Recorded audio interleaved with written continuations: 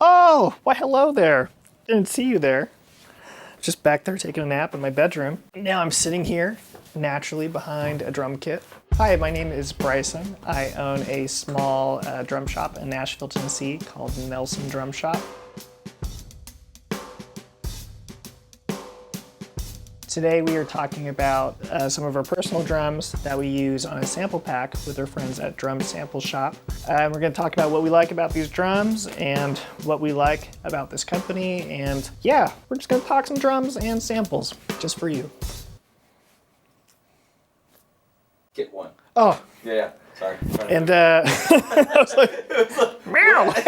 All right, let's dive in. This is kit number 1 on the sample pack. This is a Slingerland Radio King kit. This to me is probably the only kit I will never sell, which I've said that about like almost every other kit that I've owned, but I haven't really meant it. With this kit, I mean it. I really like this drum kit a lot. For whatever reason, these, I feel a different emotional attachment to these drums. These aren't original to each other, so these toms are from like the 30s, 40s era. You got like your original wood hoops. They're calf skin top and bottom, so it's just that total like boop, and it's gone, it's there and gone. Very like woofy, pillowy. I know those adjectives, people hate using those with drum talk, but that's what they do. The floor tom, if you can see, has like, these are literally the original legs, and this is what I used when we were recording too. They're just pieces of wood, you know, like they're almost like drumsticks, which is kind of wild. These were like just post-war drums, so I think the war ended in 44 or 45. So they came with these, they made these right after that time period.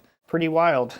During the war, they're doing all the lugs and everything out of wood to save a lot of the metal. So I think you were allowed to use like 5 or 10% of metal for drums, and so they're just being creative. A lot of companies like Slingerland, they would make their lugs out of the wood and make a lot of the kit would be made out of wood. So this was right after that, where they were still using the wood hoops and so on and so on. But the bass drum is from the 50s, and I had these at the same time, and I was just planning on selling them all as orphan drums. And I was like, whoa, these all match. I should just put them together and see what it sounds like. And whatever relationship they have together, it just sits really cool, I think.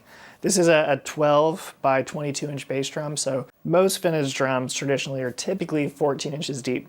Most kits I typically take home are usually 12 inches deep, which is just a cool, different sound that it does. I love the way that feels when you're playing. It just sits well with how I play for whatever reason, so I tend to take a lot of these sizes home. Yeah, there is nothing perfect about these drums, which is why I love them. Like I said, I'm a bit emotionally attached to them. I feel like they are the most fickle drums I've ever played. Nothing operates quite as they should, and when I'm playing them, like, they will, you know, hover in tune for a little bit, and then you put them in another room and they sound completely different, and then you put them in another room and, you know, the tuning can no longer hold for longer than like 5 minutes. And for whatever reason, I feel myself in these drums. They're a bit of like a up and down roller coaster, which makes me like, if I was a drum kit, this would be me. For whatever reason, these drums have always spoke to me. As far as construction of these drums, they are mahogany, so they're 3-ply mahogany drums. All of them are. Let's see, what else do we got? This one's got, I mean, as you can see, it just has like your normal gold sparkle inlay, where the toms have your black diamond pearl inlay. Doesn't match, but it's just cool to me, it is, at least, you know. And the same thing with the bass drum. I don't know if I mentioned that already, but it's calfskin batter and reso side, which just gives it that big old, you know, don't gotta play them hard. They just kind of speak themselves, which is really cool. So these heads are actually the original heads from the 1940s, which is kind of bonkers. And when we were using these, when we were sampling them, it was quite fun and, you know, tricky because, like I said, they're very fickle drums. So, you know, we had to be pretty clever on like making certain things not rattle. But there's just a different earthiness and different really soul to these drums than a lot of modern drums, you know. Not to say that modern drums are not great, but these just have a different soul and a different vibe to them, really. And I think, in my opinion, they record a whole lot different. You know, one of my favorite drummers for the last 20 years of my life is a guy named Jay Bellerose. He's one of my best friends on the planet now. Like a brother to me, really. But I watched him growing up, and he was always playing like drums from the 40s, and he always had the original calfskins on him. And even before I got really into older music, that a lot of the drummers back then were using, obviously, because it was the stuff of that time. Jay was always using that stuff. So watching him as a kid playing on different records, he was always playing drums similar to this. So my approach with these drums, which Jay being one of my heroes, I definitely was trying to kind of go for that really swampy, like earthy thing. So recording was kind of cool because these drums just do that naturally, especially if you treat them the right way and you play them the right way. They do that thing really well. I just like old stuff, and these are old. So there you have it, old drums.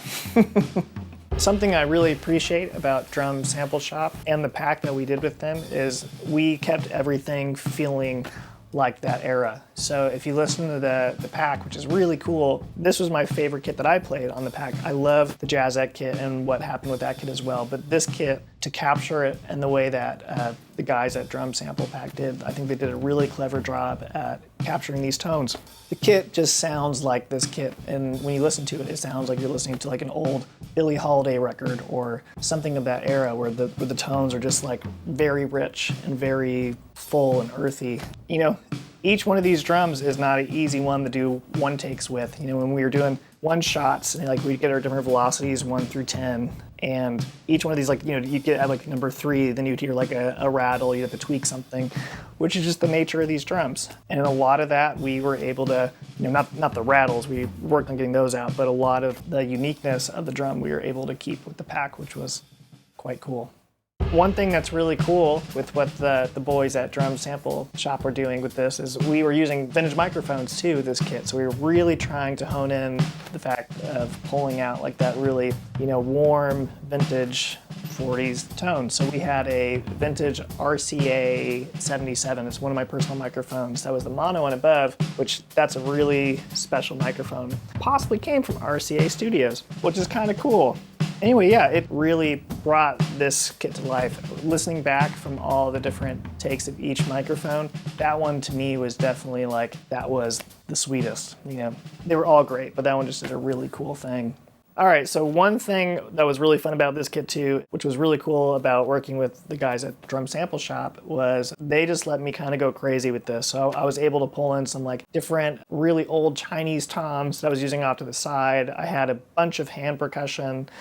And like I said earlier about my buddy Jay, I kind of stole some stuff I was using my feet too, like some different rattles and shakers. And it was really fun. I had a ton of like really old vintage maracas that, you know, are so old that I literally have to hold them together so they don't fall apart with, you know, and all the beads come flying out. But yeah, I got to bring out all the stuff that I would typically not be able to bring to a session if I was playing a session. And at this stage of my career, I don't play as much as I used to, but I've always wanted to have drums like this and really kind of pull from that for an appropriate setting. And I feel like the way that we approach this thing, I feel super happy about. It's kind of a dream come true to have all the drums and the things that I would like to use all in my own little pack with my buddies, and it's a really cool thing. I'm really excited about it. I hope that you also like the way that these turned out as well. All right, so I'm really excited about how this pack turned out. I think the boys at Drum Sample Shop did a really good job at being true to what this thing is and really doing a fantastic job at pulling out the richness of some of these old drums.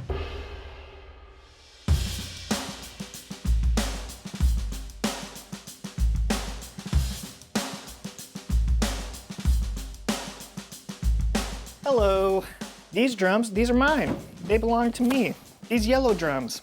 This is the second kit that we used on the sample pack. So part of why I love this kit is it's just a little weird for what it is and a little funky. It's if you're not way into vintage drums and a total nerd like us that work at this shop, this is called a Jazzette, is what they called it in the catalog, the 60s catalog, which all that basically means is that's the configuration of sizes. So for instance, like this would be a 8x12 tom, a 14x14 floor tom, and a 12x18 bass drum.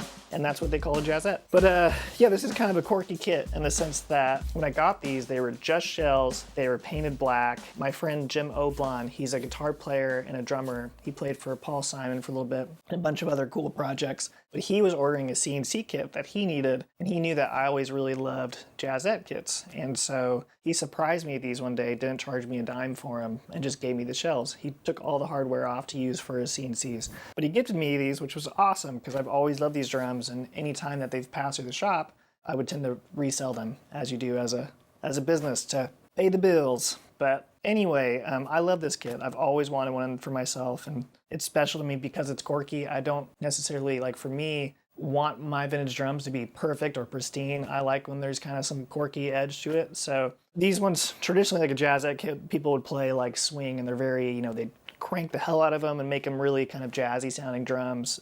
For me, this is definitely more of like a breakbeat kit, like tight, quick, and thuddy. I put on wood hoops, that way there's not a lot of sustain on the drums. They're just kind of quick and gone. And then the same thing with the bass drum. This is a goatskin Rezo bass drum head made by Bovid, which is a great company. And then I have like a Power Stroke 3 on the batter side. So just real quick, focused, and gone, which is kind of what I wanted them for like 1960s James Brown type of thing. I love that thing. So that's what I was trying to go for with this kit. And I think I was trying to mimic that era when I was playing on these samples too. Like I was trying to play more breakbeat stuff when I was playing this kit with that in mind. These are wide interior Ludwigs, so for all the nerds, these are pre-1968 Ludwigs, which is pretty cool. If you love Ludwig drums, you get the nerdiness behind that. Some people love the post-68 clear maple drums, but I kind of like the older stuff for whatever reason. I just think it's cool. A lot of the white that they did back then, it was just to kind of cover imperfections. So they actually just painted the inside of the shells white to cover a lot of like their mistakes, which is funny. So these are I chose black diamond pearl inlay for the hoops, just because I thought that'd be like quirky looking with like mustard shells. And when I got these shells, they were not perfect by any means. Like the guy that I had, my buddy, employee that was working on them, spent a lot of time just kind of buffing out dents and scratches and a bunch of different things. And you can still kind of see like the muddiness around the shells, like how they're not perfect, which to me, I've always just found that attractive for whatever reason. When there's more imperfections and more use, I kind of feel like drums are meant to be played. They're not particularly meant to just sit on a shelf. So I've never looked at these things from a collector standpoint by any means. It's always been, how can you make these things make cool records, or how can you make these things make a stage feel a certain way or whatever. That's kind of always the way I've looked at drums. Or how do you make them make a super cool sample pack,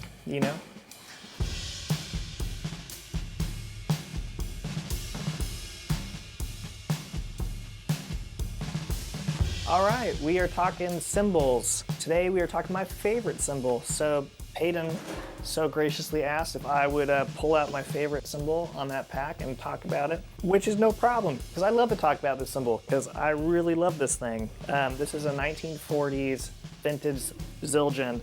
It is so insanely paper thin, you could like bend it in half, and if you hit it, it has like all that kind of glassy wobble to it. It's a very delicate cymbal, so it's not really like a whaler by any means. Like you barely hit this thing and it opens up. So I love this thing very much.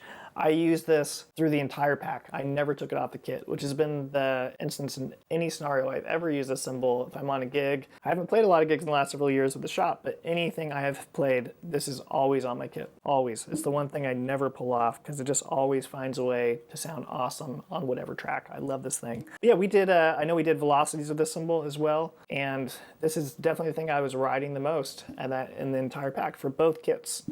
Whether it's a crash, I even use it for like a really gentle ride sometimes. If I'm playing really, really delicately, it still sounds quite pretty for that too. So typically I'm very much an AGOP guy. I love AGOP cymbals. I'm not really the guy that is typically like very brand loyal to anything, especially being a shop owner. With drums, I'm not the way at all. I play anything with drums, but I tend to really love AGOP. I love Scott at AGOP. He's been super kind to me over the years, so I'm really grateful for him and their company. I love their cymbals. I think they're the most musical cymbals on the market, and I mean that genuinely. However, I always have this vintage Zildjian with me on any gig. I think it's perfect, and it fits great with my AGOPs. Like it really sits in these old Zildjians. I actually kind of think AGOP does the old Zildjian thing, in my opinion, really, really well. Like it mixes with those cymbals, so I think that's okay to say. I think they do better than anybody in the market. They do the old vintage A-K thing, that sound, better than anybody. And the only thing to really put with that is a true old vintage A. So yeah, I love this thing. I'll never get rid of it. I hope it never cracks, because it is so thin and be so easy to crack, but it's a beautiful cymbal.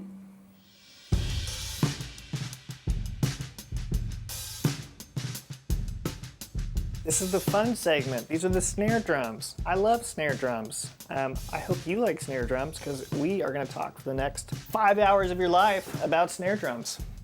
Just kidding. All right, so this right here, this is the first one I pulled up, as you can see, because it's sitting in my lap. I got this in Florida from this really quirky guy. This is nothing crazy by any means. I think I paid 40 or 50 bucks for this drum. Really cheap. My favorite part about this drum is this really worn head. It should have been changed like 10 years ago, but it sounds awesome and I never want to change it. And I play fairly delicately, like I'm not a heavy basher by any means, so I hope there's some life left in it. But he left the felt strip on the top and it just gives it this really like dry, non-marching snare tone, which I kind of love that it's coming from a marching drum. It's a 12-inch diameter. It's a Shelly Man model leady. Pretty sure it's just a maple poplar mahogany shell. I'm pretty sure because that era was basically Slingerland drums, which was what that was. Yeah, and it's really nothing crazy. Like there's, it's just a really aged drum. One thing that I think people are always surprised by with being a shop owner, especially vintage drum shop owner, is I'm not typically the shop owner that is taking home like the really pristine, nice stuff, or like is out looking for all the rare collectibles. The stuff that really speaks to me is the weird things that you don't really see, and not that you don't see as in that they're so rare, but in the sense that like they're just kind of weird. There's stuff that like people put together that are quirky and different. Not all these are that. There's only a couple of them that are, but either that or ones that just sound really good, or the ones that I feel like, a certain time in my life, this drum will speak to me for whatever reason. Maybe it's something else going on in life, but this drum meant something. Like those are usually the drums I hold on to. There's my cheesy little backstory. This thing sounds really good. I used it a bunch on that sample pack. I think definitely with the Radio King kit, I played it, and it's just got this really dry, it's cutting all like the high frequencies, like this dry mid thing that is really cool. So I used it a bunch. And I love it. It's really cool. It's cool to see like a little 12-inch diameter too for a marching drum, because most of those are like 14. This is a weirdo shell. It's like just a little 1930s brass shell. Gosh, I'm pretty sure that's a 13-inch. I've actually never measured it. That looks like a 13-inch. That's a 13-inch. I can say more confidently.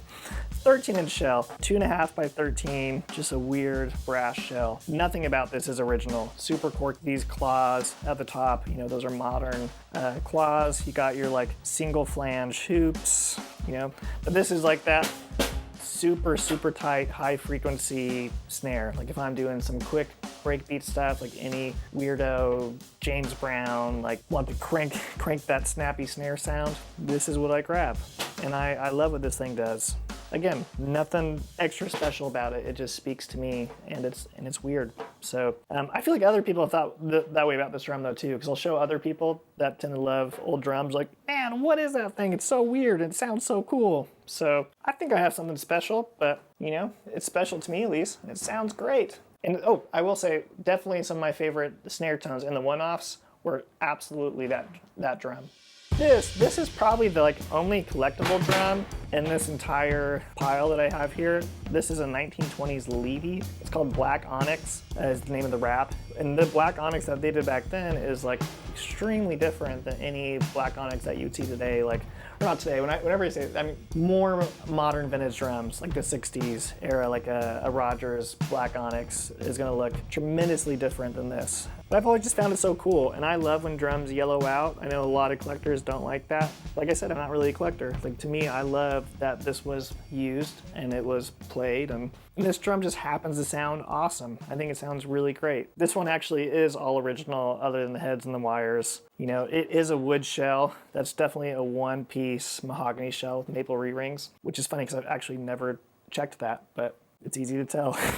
Oh, this is crazy, and I've actually never looked on the inside of this either, but the guy that I bought this from said that Louis Belson signed the inside. I've actually never checked. That is a genuine statement, and there's his signature right there. So, he was a beautiful drummer, which is kind of cool. What else is really cool about this drum? You got this really cool old leady engraving, which they always did on the hoops. I wouldn't say that's engraving, that's more probably stamp, but still, super cool. I think we came up with a bunch of funny names for all these in the sample pack. I don't know if Peyton, you remember what this drum was called or what any of these were called, but yeah, this thing sounded great. I'm gonna say that about all these drums because they all sounded really great. And I've always had a hard time selling something that I'm doing. I don't ever want to come out the wrong way and be like, this thing is great. So I'm extra sensitive to that, but I could actually say that about all these snares. I really love how all these snares sound. And so I really like how these turned out in the sample pack. And I feel very proud of all these. This is really cool. I actually own the snare twice. which is weird because I bought it from a guy, I want to say he lives in Knoxville, a really nice guy. Bought it from him, sold it, and it came back to the shop, and I kept it. And I was using it as rentals. Like I've rented this to Steve Jordan, Matt Chamberlain, and Jay Bellerose, and a bunch of other guys I've rented it to over the years. I've used it a bunch on different records and sessions, but it was always just the drum that sat there that I never really used. And the first time I really got to spend some time with it was really that pack, and this thing sounds really, really good. These are from the 30s. It's a one-piece shell. Pretty sure it's a 10 lug. Oh, this is the coolest part about it. You can't see it. I'm told that I'm not supposed to move this drum around very much, and I keep moving it around, but hey, there's a ring on the inside. It's like a metal ring, and so there's actually like no really bearing edge for all the drum nerds on the batter side. It's just kind of like basically a flat edge, but there's this metal ring on the inside that's like heavy, thick metal ring that scoops down. That's actually what's making the edge for this drum and what's making this crazy tone. So this thing sounds awesome. It almost sounds like a mix of a wood shell and a brass shell. So it's just like a weird, awesome sounding drum. This is probably one of the best sounding drums I have on this lot. So I like what this thing does a lot. Oh, something really quirky about this. This strainer, this is called a 3-point strainer. You know, that's what Slingerland called them back in the day, and that's what it is. But anyway, this doesn't stay. So if you play this drum for like 5 seconds, that thing will just pop right off. So I always hold like 2 rubber bands I hold against that and the clip just to keep it on. So the little quirks of old drums that make you love them. Let's see, what else? An acrylite. These things, I remember buying these drums for like 75 bucks 12, 13 years ago. And then one day everyone just became hip to them. And now everyone wants one of these. Being in Nashville, we deal with a ton of engineers and producers and of course drummers. But I feel like every producer or engineer I talk to has one of these. And if they don't, like, and they don't really know drum language, they come in and they say, I want one of those acrylites, because that's what every drummer talks about. You know, that's what was on this cool record, that's what was on this. And like a bunch of those like Al Green records and a bunch of some of the greatest classic records, they were just using these drums. And these were basically just student model drums. Like these were designed and retailed to students. I think they would literally come with like a little stand, like the whole thing would be like for a student and definitely approached more for kids. But they're great. And then like the upper snare of this would typically be like a superphonic, which a lot of people don't know. An acrylite and a superphonic of this era are the exact same shell. The superphonic just has 2 more lugs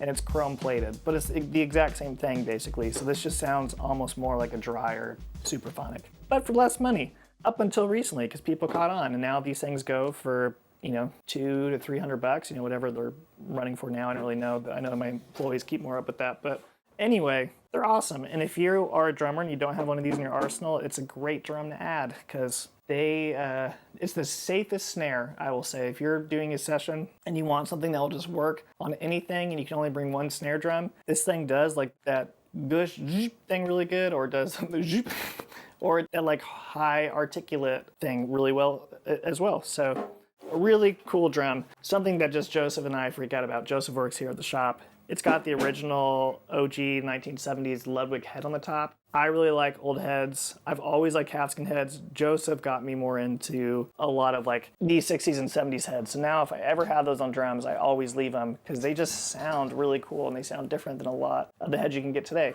And a little plug for Remo, but if you're gonna buy some heads today, I really like Remo heads. You know, can I say that as a shop owner? I like all the heads, but I like Remo. This guy, this is one of my favorite snares. There's few snares I've held on to over the years that I will continuously hold on to. This is a 1920s 2-piece brass Ludwig shell. It's a 6.5 by 15, which is a massive snare. Think about how big that is, it's huge. It's great, it's a 10 lug. Like these would come in 6, 8, 10 lugs. You got this like classic 1920s Ludwig strainer on it that you would see on all these drums. You have the Ludwig stamp, you know, that they would stamp somewhere on this over here. You know, these are really cool. These are probably my all-time favorite brass shells, being that they were really the only time period where they were making these out of 2 pieces of brass, and they have these really clever edges on the drums that are completely different from a lot of other drums. So these are really unique, and I'm kind of surprised that more companies don't make them this way now, but I would imagine it's a lot harder to do something like this. Anyway, they're incredible. I've owned 2 of this exact same snare. The first one I sold to Ry Cooder, which was a really cool thing for me because Ry Cooder was always my favorite guitar player. He came in the shop one day and he was buying a snare drum for his son, Joaquin Cooder. And he saw this behind the counter. I had a very small shop that was like 700 square feet at the time. And maybe even less than that, it was maybe like 400 square feet. But he came in, he was tapping on a bunch of things, and he was playing that drum. He's like, man, I've played a lot of snare drums over the time, but that might be the best sounding snare drum I've ever played. And I ended up selling them to him just because I've always loved his playing. And I knew that it would be, used for some cool music. So, and then this was the first one that came to the door since that I was like, I'll keep that because, in the past when we get really pristine ones, we would sell them for more of a pristine cost. And this one was just like not perfect and something that I felt like, hey, it's not going to bring the bank for me to take home. So I took it home. And it will stay at my home, I hope, for a long time. This guy right here, this is a 16-inch diameter, 4x16. It's a duplex shell. Originally, this would be the badge that was taken off there. But anyway, this thing is super cool. I love the drummer Levon Helm. If you don't know who that band is, you should definitely go check out the band because they are awesome. I've never counted the lugs on this, probably from being kind of lazy, but let's see, 2, 4, 6, 8, 10, 12, 14, 20 lugs. Let's just say 20 lugs. That's insane. That's a lot of lugs. But this thing is so cool. Usually if I play this, I'll usually drape a rag off on the side. I play this a lot with the Radio King kit, and typically I'll have like a little bit of hand percussion because it's just not a loud speaking drum by any means. So it's usually kind of like my percussion drum, but I really love it. It's also one of my favorite drums I have just because it sounds super unique. To be honest, I don't know if this is a 1910s, a 1920s duplex. I just know that I like it. And it sounds really cool. There's that guy. I'm gonna put him back, or her back. Check out this drum. This is called a flapjack snare. This is also a 16-inch diameter, and this thing is crazy. I mean, look at the bottom of it. Just super weird, and I love all the weird stuff. So, yeah, this one just goes whack. That's what it does. It's all it wants to do. You can't really make this thing be much different than that. It's not wanting to sit as an articulate snare. It's not wanting to sit as like that, full body type of snare. It just kind of does that thwack thing. And if you want that sound, it's perfect. So we sampled this on the pack as well, never as a main snare, but this is like something I would use kind of as my side snare. Like if I have like one kind of tight articulate snare and I want one like thwack, get out of the way snare, this thing does it. And so we sampled it, we did all the velocities with it, but I never used it as a main snare drum on the pack. So kind of like a cool auxiliary snare. Yeah, these are awesome. If you've ever seen a full kit from this, then buy it, because you don't see them a lot. Like they're super funky, like literally the rack toms and the floor toms and the bass drums look just like this, so it just kind of looks like a weird alien type of drum kit. So that's it. Anyway, these are my snare drums. I feel grateful that I had the opportunity to play all these on one pack, which was so much fun. This is not, as a shop owner, I don't get to do this all very much anymore, so it was a lot of fun. I'm really grateful for the guys at Drum Sample Shop for letting me do this. All right, thanks for watching this video. I hope you enjoy these samples. I'm really proud to be part of these samples. If you'd like, go check them out at drumsampleshop.com. All the info and pricing is there. And then if you're ever in Nashville, come by our shop. We would love it.